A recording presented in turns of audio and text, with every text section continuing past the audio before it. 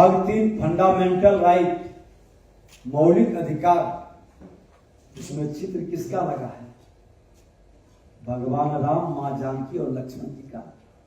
Fundamental right में मेरे संविधान निर्माताओं ने डॉक्टर भीमराव अंबेडकर, डॉक्टर राजेंद्र प्रसाद, लगभग 300 से ऊपर के लोगों ने सहमति दिया कि फंडामेंटल राइट पर आप भगवान राम का चित्र लगाएं, मां जानकी का, जो इस शक्ति की भूमि से आती है।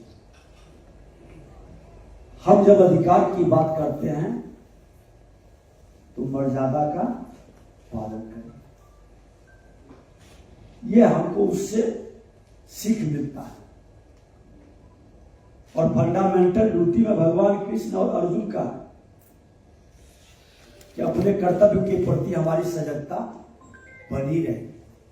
भगवान बुद्ध, महावीर, गुरु गोविंद सिंह, हमारे नालंदा विश्वविद्यालय कई है उस पाठ में।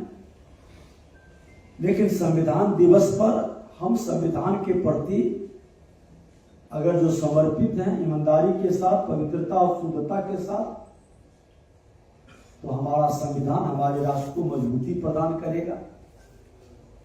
ऐसे भी जो अभूतपूर्व जन भागीदारी और ऐतिहासिक जनादेश बिहार विधानसभा में जो मिला है, जिसमें लोकतांत्रिक व्यवस्था के प्रति प्रतिबद्धता, बिहार की जनता ने विकसित भारत की अगुवाई करने की आकांक्षा के साथ विकसित बिहार बनाने के संकल्प को ये जनादेश दिया। ये जनादेश विकसित बिहार बनाने के लिए है। बिहार के प्रति जो नकारात्मक वातावरण बनाया गया, जो छवि की धूमिल किया गया, जाति के जहर के लहर के कहर से बिहार को जिन लोगों ने बर्बाद किया, बिहार की जनता ने उसे नकार दिया। जब हम विकसित भारत के अपने सामूहिक संकल्प के बारे में सोचते हैं तो हमारी उम्मीद बड़ी पहली नजर अपने सूक्ष्म, लघु और मध्यम उद्योग उद्यमिता की ओर जाता है। यह अनादि काल से, अगर जो गांव में हमारे कुम्हार समाज के लोग बर्तन की आवश्यकता का पूर्ति करता है, वही समाज के लोग लकड़ी से बने हुए फर्नीचर हमारी उद्यमिता के माध्यम से, लोहार समाज के लोग, ये लघु सूक्ष्म मध्यम इंडस्ट्रीज हर गांव के अंदर मौजूद था।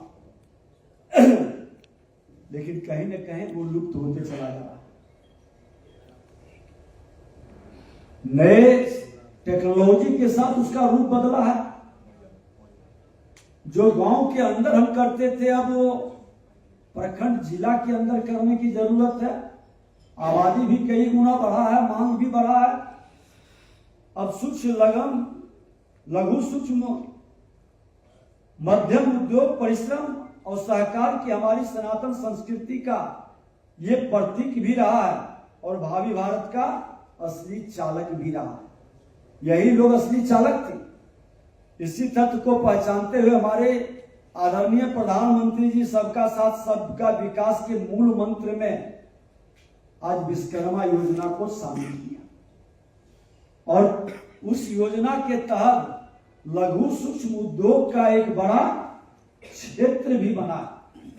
मुद्रा स्कीम से लेकर स्टार्टअप, स्टैंड अप इंडिया जैसी पहल की शुरुआत की। कौशल विकास को एक जन आंदोलन के रूप में बढ़ावा दिया गया, जिसका लाभ से लेकर लघु कुटीर उद्योग से लेकर स्वयं सहायता समूह से जुड़े हमारे उद्यमी देश के विकास में सार्थक योगदान कर रहे हैं।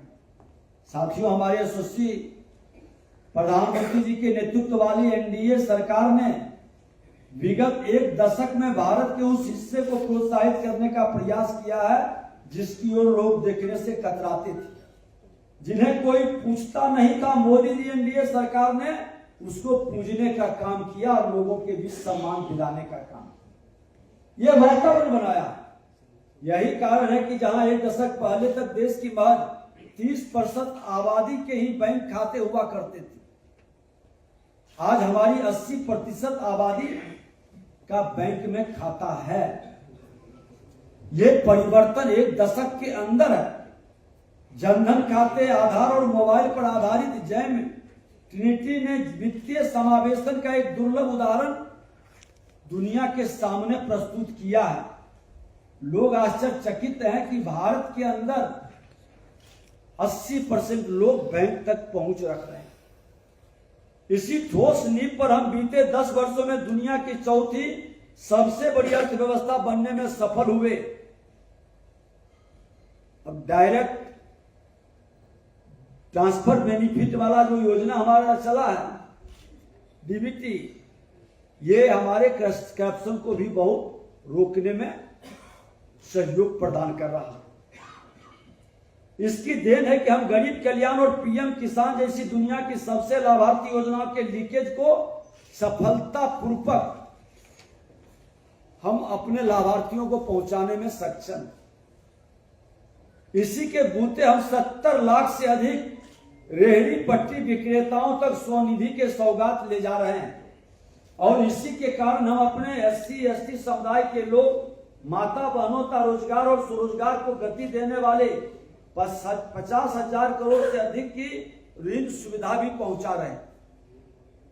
आज इसी का जादू 15,000 करोड़ की पीएम विश्वकर्मा योजना सफलता के साथ चला रही है, जो हमारा गांव का, हमारे सनातन संस्कृति का सूक्ष्म लघु उद्योग का जो वातावरण गांव के अंदर था, अब फिर से वो दिखाई पड़ने लगा है। दूसरा कमाल जो हमारे मोदी जी की सरकार ने किया है, डिजिटल इंडिया की क्रांति का, और उसकी देन है कि आज हमारा देश दुनिया में सबसे सस्ता इंटरनेट डेटा उपलब्ध कराने वाला देश बन गया है, जिसकी वजह से हमारे यूपीआई डिजिटल पेमेंट सिस्टम की सफलता की ओर दुनिया अचंभित होकर देख रहा है। जब सब्जी बेचने वाला भी डिजिटल से अपना कारोबार बढ़ा रहा है। ये अंतर है भारत के अंदर। एक दशक के अंदर आपके सामने एक और मिसाल देना चाहूंगा कि 2014 में देश के केवल 70 पंचायतें ऑप्टिकल फाइबर से जुड़े थे। आज 2 लाख से अधिक पंचायतों को ऑप्टिकल फाइबर के जरिए जोड़ा जा चुका है। ये अंतर है। इसके साथ ही मोदी जी का एनडीए सरकार ने बदलती हुई वैश्विक व्यवस्था को समझाते हुए भव्य भारत की भावी तस्वीर बनाने के लिए आत्मनिर्भर भारत की बुनियाद को रखी। मन के अंदर एक ये भाव जगाया कि हम गुलामी के प्रतीक से बाहर निकले, गुलामी की मानसिकता से बाहर निकले, हम आत्मनिर्भर बने और मेरा राष्ट्र आत्मनिर्भर बने। और ये भाव अगर जो हर भारतीयों के मन में जग गया तो स्वामी विवेकानंद जी का हुआ कथन, जो 19वीं सदी में उन्होंने कहा था कि 21वीं सदी भारत का होगा, भारत विश्व गुरु बनेगा। और आज हम आप सब 21वीं सदी में बैठे हैं। 21वीं सदी के भारत विश्व गुरु बनाने के लिए, विकसित भारत बनाने के लिए, आत्मनिर्भर भारत बनाने के लिए हम सब योद्धा के रूप में काम कर सकते हैं। हम गवाह सिर्फ नहीं बनेंगे, हमारी भागीदारी उसमें बने, यह क्रांतिकारी कदम हम उठा सकते हैं। आज उत्पादन आधारित प्रोत्साहन, तयशुदा खरीद प्रोत्साहन के साथ जीरो इफेक्ट, जीरो डिफेक्ट जैसे उल्लेखनीय प्रयास किया जा रहा है, जिसका सबसे बड़ा लक्षित वर्ग हमारा SME क्षेत्र है। हमें सूक्ष्म लघु मध्यम उद्यमी देश अर्थव्यवस्था के लिए असली चालक बनने का एक अवसर भी है। इसके लिए वर्किंग कैपिटल की सहज उपलब्धता, नियमों और कानूनों के सरलीकरण, व्यवसाय विस्तार नीति, किफायती बीमा प्रणाली, जोखिम सुरक्षा समाधान के लिए लगातार प्रयास किए जा रहे हैं। हमारे बिहार के माननीय मुख्यमंत्री जो सबसे लंबे समय तक बिहार को मजबूती प्रदान किए हैं, पूरी उदारता के साथ इस ओर भी कदम बढ़ा रहे हैं। पिछले बजट में भी MSME में मैन्युफैक्चरिंग पर 370 डिग्री फोकस किया गया। आज MSE छोटे उद्यमियों के मजबूती मिले और रोजगार के नए अवसर पैदा हो, इसके लिए भी हम काम कर रहे हैं। नेशनल मैन्युफैक्चरिंग मिशन से लेकर क्लीन टेक, लेदर, फुटवियर, ट्राई इंडस्ट्री जैसे अनेक सेक्टरों को विशेष समर्थन दिया गया। लक्ष्य साफ है कि भारतीय प्रोडक्ट ग्लोबल मार्केट में अपनी चमक बिखेर सके।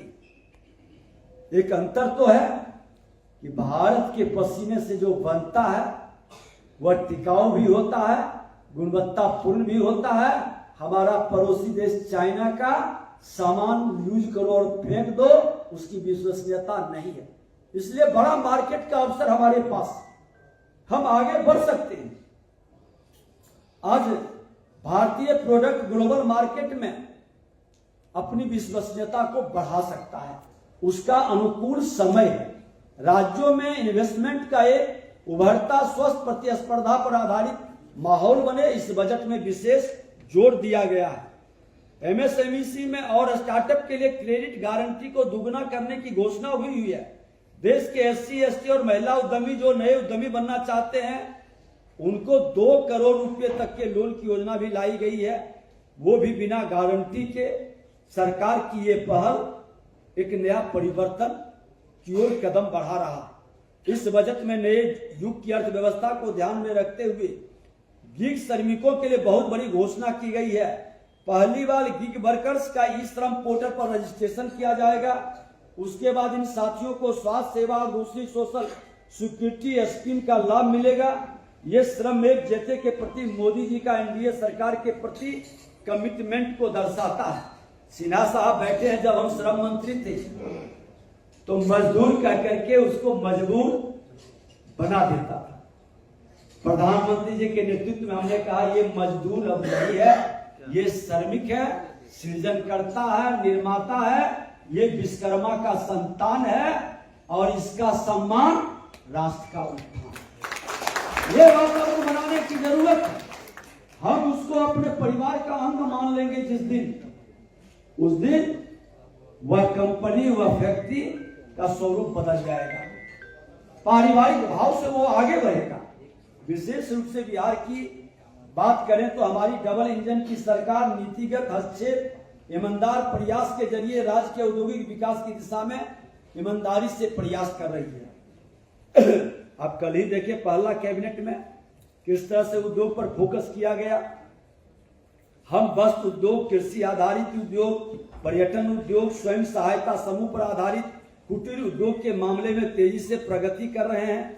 पिछले वित्तीय वर्ष में हमारे राज्य में 111 लघु उद्यमों में 684 करोड़ से अधिक निवेश किया गया।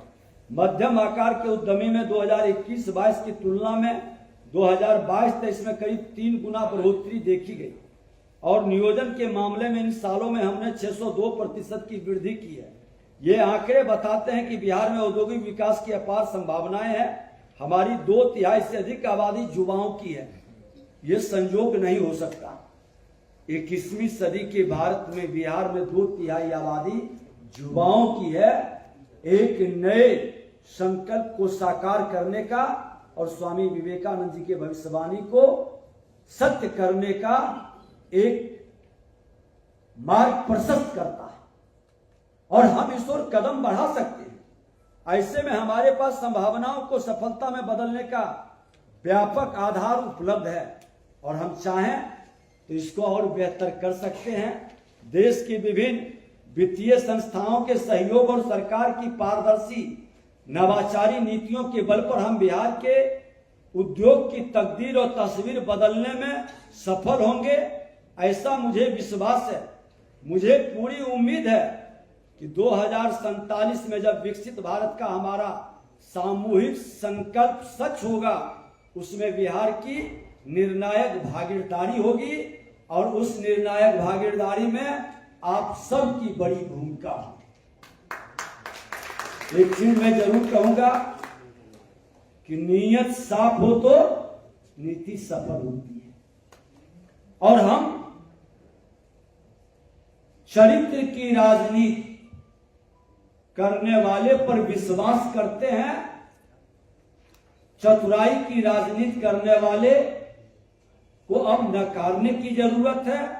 जो बिहार की जनता ने इस बार पूरे देश को एक नजीर पेश किया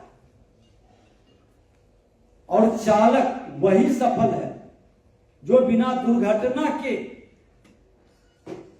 अपने लक्ष्य और मंजिल तक यात्रा को पूरा करा दे। जो चालक चतुराई करता है वह बड़ी दुर्घटना को आमंत्रित करता है। व्यापार में भी इसकी बहुत सावधानी रखने की जरूरत है। कई लोग चतुराई से व्यापार में कुछ लाभ कमाना चाहते हैं तो वो लंबे सफर तय नहीं कर पाते हैं, दुर्घटना को आमंत्रित कर लेते हैं। बेहतर आप लोग समझते हैं इसको,